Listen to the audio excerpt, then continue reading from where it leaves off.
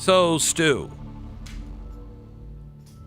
why wouldn't you want a digital ID issued by the state?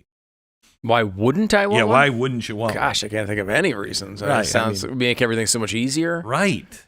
You can always trust the government to have your best interests at heart, unlike these corporations. So I think I would take one immediately. But are there some people that are resisting this? I can't even imagine. Well, there's some that say that, this is the beginning of an all-seeing, all-knowing state, and the next thing you know, they control everything. It is weird, too, because is that even speculation? Like, isn't this what, for example, China is already doing? Oh, yeah, China's already doing it. They're way down this road. And Europe, they're trying to get it in, and they talk about it openly, that this is what it is. The next thing, you get the digital ID is the first thing. Then it includes your medical records. It includes all your health, everything. It will give you access to the hospitals or not access to the hospitals. It will allow you to buy things or not buy things. It'll allow you to access online or not access online. It is control of absolutely everything, and that's in the design, and they talk about it openly. Okay, we're backdooring it. We're not, because they know Americans are not going to go for that. Really? Did you meet us during COVID? And they've been trying to. Remember, that's what a lot of people said COVID really, the real thing on COVID was really all about, was digital ID. We got to get everybody onto a digital ID. Now, because Americans aren't for it, the good people at Apple are here for you. Presenting the new Apple Digital ID. Now, at the TSA checkpoints in more than 250 airports all across the U.S., you can present your digital ID at TSA checkpoints and get right onto that plane. Imagine it allows you to create and store an ID in an Apple Wallet using your U.S. passport. The Apple Digital ID acceptance will begin to roll out at TSA checkpoints for domestic travel in over 250 airports across the USA. Apple notes it's not a replacement for your physical passport, and you can't use it yet for international travel or border crossings. But you can store everything digitally in their wallet. I can already pay for almost everything with that wallet. Now I can use it as an official government ID. Yeah. Who doesn't want that? I mean, it does sort of sound appealing, doesn't it? I mean, just speaking frankly for a moment. It does. Very appealing. When I get on a plane, I'm using that as my key. You have cars now where your phone is your key. You can store all sorts of credit cards. You can pay through the phone. I mean, what's the argument to the average person that this is some bad thing? I have to carry this in my wallet anyway. I'm carrying my phone instead. I'd love that. If it was completely isolated on my phone. Now, Apple's pretty good with security, actually. They are. They are legitimately good with privacy. They're the best. They are. No, I know. I mean that sincerely. You're saying it with a sarcastic voice. Because what does the best mean? What does the best it's a mean? relative term. It's a relative term, but they are good. the best at digital, at security. As opposed to some of their competitors. Right. And I have to tell you, when you start putting everything, all records, all passports, it is your one universal key, and it's tied directly to online, where it's tracking everything, everywhere you go, every dollar you spend. This is just a very bad idea. Very bad idea. There's a story, I can't remember. It's called The Book of Revelation. I mean, how much clearer do you have to be where you can't go anywhere, you can't buy anything unless you have the mark? Well, I'm not saying Apple is coming up with the mark of the beast, but this is the technology that sure kind of fits it. And I just don't. Do you know why the Germans could round up so many Jews every night? IBM. That's a book, right? IBM and the Holocaust. IBM came up with the punch card system. You remember when I was a kid, I don't know if anybody else remembers this, but these computers were the size of rooms, and you had punch cards, and you would feed it in, and it would store the information on the punch card, okay? And so you could ask it anything on a punch card. You type it out, and it would punch out whatever, and you'd feed it in the computer, and it would feed out another punch card, and then you'd translate it, okay? They put everything onto these punch cards where everybody lived, who was related to whom, et cetera, et cetera. So they could go in the afternoon and go, we got to clear out another 20,000. Where are they? Feed it into IBM, punch card it out, and you round everybody up. Okay, that was then. There wouldn't be a Jew alive on the planet if we had digital IDs. Not a chance. Yeah, and it does sort of rest on your belief we don't cross those lines, right? Yeah. That our government doesn't become Nazi Germany. And everybody who has faced a government like that has thought about, oh gosh, well, our government won't do this, right? Like everybody think of COVID. We were on the air saying, like, in February?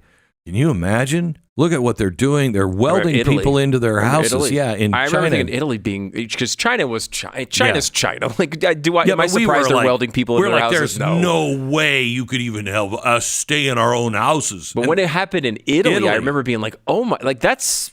We share a lot of what I thought a general understanding. Not happen here. I remember sitting in the chair I'm sitting in right now. Me too. Thinking, watching the map, on TV of Italy as it got more and more red and circles started popping up all over, and they're getting all these cases. And I'm thinking to myself, they're actually making people stay in their houses. Can you believe this? Like I couldn't even comprehend it. Yeah, that they would even ask us to do it. Yeah, in the United States, and then a few weeks later, there we were.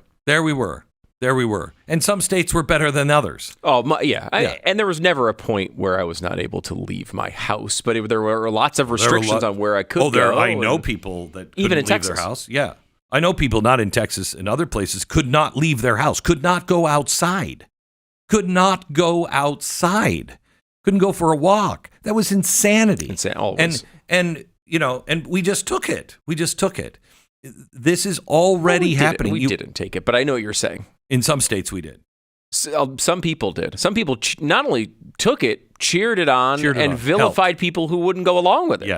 Yes. Though I do think that when you look back at the overall arc of that period, when you don't focus on the very fine details of it, what you get is a society that did say no to it.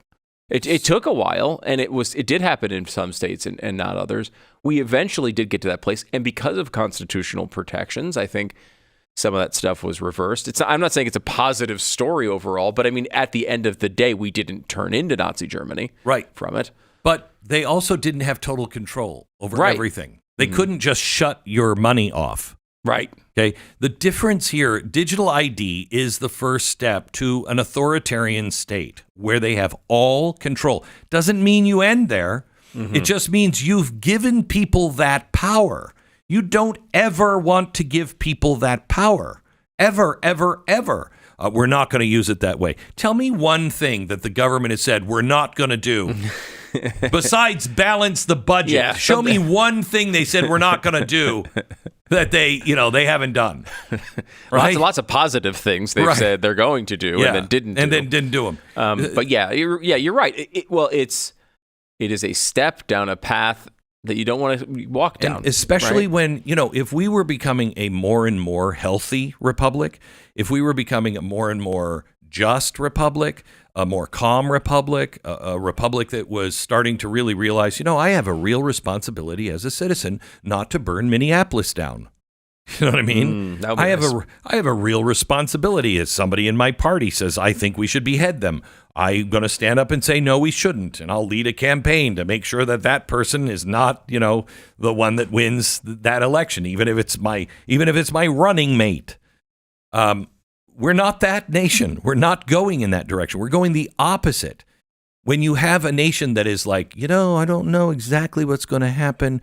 with the dollar because of everything is going. You don't want to hand them the tool that just says, oh, by the way, you can buy everything now, with your digital ID, and it'll all be centralized, and you've already signed up, you have it. So we're just giving it now. Your dollar's not going to be worth anything soon. Just make sure you get the digital ID. You don't want that scenario. You stay away from those lines. We do have to protect those lines. But I will say, history is littered with examples of people who say they're going to protect those lines, and when convenience rears its head, they choose the convenience. I mean, it happens almost every single time, Glenn. There's almost no examples of people who will resist these technologies. So that is on the freedom-loving side, okay? Mm-hmm. Where you're like, I'm not going to give my face to anybody. Face ID on Apple. Exactly. We're all doing it, right? Okay. On the other side, there's almost no example of getting something that can be used to control people and having those who are nefarious on either side not use those things. Eventually, they will find a way to use those things. Look at the Patriot Act. We all were not. Oh, you know what? We're all patriots. We're all patriots. We all believe in the same thing. Maybe a slight simplification of that conversation, but I know what you're saying. But generally speaking, we all just kind of went along with it. And look how out of control it is now. Look how out of control our country is on spying on our own citizens. Something 20 years ago we would have marched up to Washington to make sure all of those people were standing in front of a judge and going to jail that week. We don't even recognize it anymore. You don't want these tools given. We're simultaneously being watched more than ever before. But as you brought up in hour one, Thomas Crooks is just on the internet, just like threatening everybody in the government. How do I behead this politician? Right, and no one even knows. No one pays attention. A search, and our government is like, yeah, we couldn't find anything digitally. Oh. Wait, he did this. How come? What is happening? That's why, in a time when we distrust our government more and more, that's the last thing you do is give them more power and access to everything about you. How do you balance this, though, Glenn? Because one of the things, and maybe we could I know we have to take a break here, but maybe you can answer this.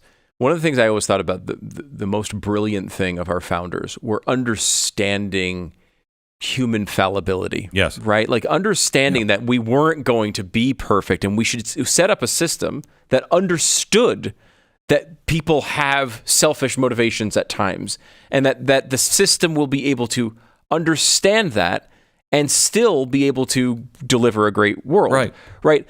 This is the situation here. This is why I have no real time for some of the conversations we've had on with some of the people we've read and talked about who are like, let's just stop AI for 5 years. And then let's assess it. Even Elon Musk has said stuff like this. And I think he's even abandoned that to some degree as he's developing AI himself. But the idea that we're going to slow this down or stop it and have a conversation, people just want it too much. And at some point, we just have to understand they're going to. We better live in that world, understand that world, and try to deal with the real world. Because if we just say, okay, well, let's just stop. Well, that's great. You know who's not going to stop? China. You know who's not going to stop? Bad actors, hacking groups, all these other things. And if we base our solution on, well, let's just not do these things, we're going to wind up losing. And the digital ID is probably a small part of that conversation, but I think it's part of it. People are going to want it. I don't have to bring my wallet. How do we, knowing that people will choose to have these things on their phone because it's going to be easier, how are we going to then push back against that and stop these things from going down these roads? Are there protections we can build in? I'll give you what I think the founders would have said. So I think the answer to your question is there's no way back. Oh, the typical Glenn Beck optimism I should come to expect from this program. Yeah, but that's why I get up every day. That's why you get up every day, I think, because the only way back is to remember what our founders said. Our founders said, this is wholly inadequate. This will never work for people who are not virtuous and religious, who haven't understood they serve something higher than government or themselves. They serve God. And that puts a limit and a governor on them and their passions and what they do. If you lose that, you lose virtue. You can't have freedom. Okay? You just can't. Look at what's happening. We can't have freedom because everybody's like, I want it my way. I have a right, you know. And then they go burn down Minneapolis. And you're like, wait, you don't have a right to do that. But you can't stop because half of the country is like, well, that's their right. They were right because they were sad one day when they were kids.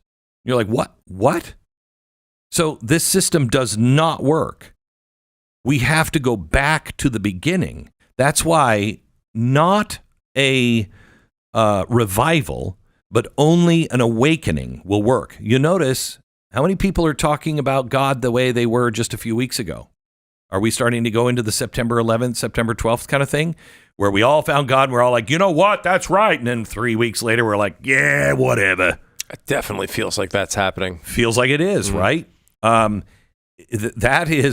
the trouble. That's a revival happens from time to time. We had lots of revivals during the progressive era. All the time, people had revivals. What we need is an awakening, which comes after a revival. After people go, oh, God's calling to me. I got to look into that. Then you look into it. And then you don't just go, I got to tell you I'm better than you because Jesus. I love Jesus more than you. Your Jesus isn't as strong as my Jesus. That gets you nowhere. An awakening is when you say, Jesus is who I serve. I just want to be more like him. How would he deal with this situation? Even when people aren't looking, how do I live my life?